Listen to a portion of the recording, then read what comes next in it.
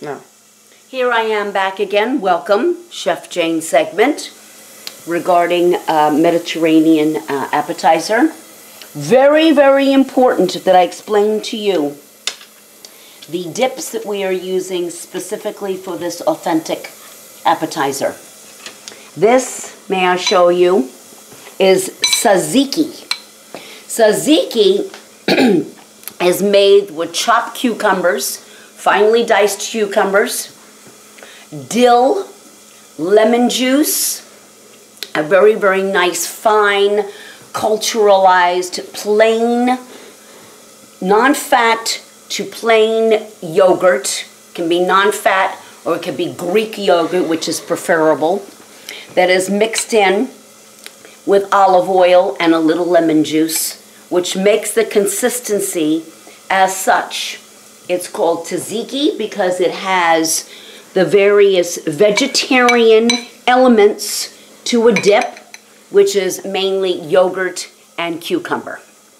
Then you have your second accompaniment to your appetizer, which a lot of people enjoy nowadays. Also very, very healthy, which is called hummus. Hummus is made up of ground chickpeas, preferred in the grocery store garbanzo beans. They are pureed through a food processor, and they are mixed with what you call a special sauce that binds the hummus along with the ingredient you're going to add, which is olive oil, to make it Greek flavor. It is a paste. Tahini paste is made out of pureed special nut that makes the hummus a nice stood up, stern, thick consistency and doesn't, melt down or get liquefied.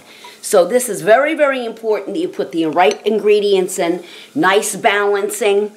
1 can of chickpeas, garbanzo beans, to 1 tablespoon of tahini, and add to your taste salt, pepper, lemon juice, and then the olive oil in the food processor or a blender. You can use a blender also if you don't have the availability of a food processor, so that it becomes nice and creamy and thick. So this is hummus, everyone. So these two combined can be added on a nice platter, along with, which I have cut up already in diagonal shapes. Pita bread. Pita bread. It comes from originally Italy, thousands of years ago. Pita bread is originally descent to the Greeks or the Italians. The Greeks, the Italians, anyone in the Mediterranean. From thousands of years ago. Area. They discovered it in Pompeii, by the way. Correct.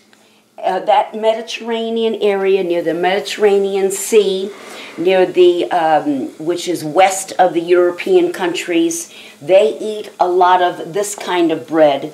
It's has a certain unleavened flour to it, but it's baked a special way, and it's mainly made in the olden days, hundreds and thousands of years ago, on a stone, a heated stone. But it's got a nice thin consistency to it, and this could be heated up. Now, the way I'm going to serve it today is cutting it with a knife into a pocket. That's tough. Don't cut yourself now. Ooh, don't want to see you cut yourself.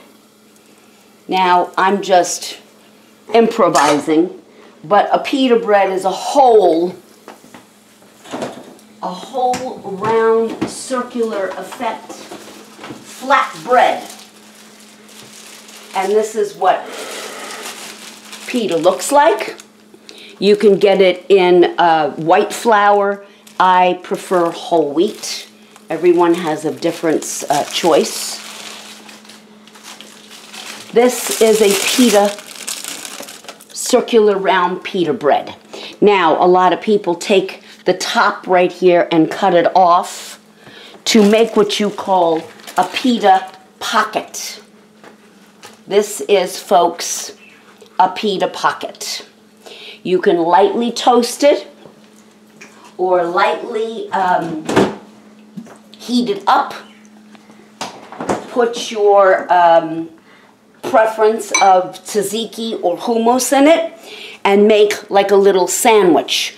But today, I am particularly concentrating on this dish as an appetizer for a prelude to a large entree party. So these are different little hors d'oeuvres that people can pick at before they go on to their next course of the meal. So it looks like where our pan has cooked our little meatballs, nicely distributed. Cooking wise, you see how it's supposed to be displayed. It looks like so brown, and then the other side is also cooked brown.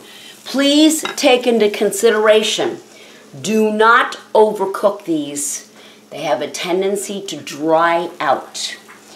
A lot of the chicken and the turkey meats are not given content in them, do not have high in fat like your percentages of ground meat does, which has like 7% fat, and they cook and they blend with a little extra binding of fat or grease to make them, you know, give them the juiciness of a hamburger. This is a little bit less in fat content, so please do not overcook them. Like I said, the 7 to 10 minutes, flipping them golden on one side and golden on the other side, but these are perfect. So they're not dried out, they're nice and satiably edible.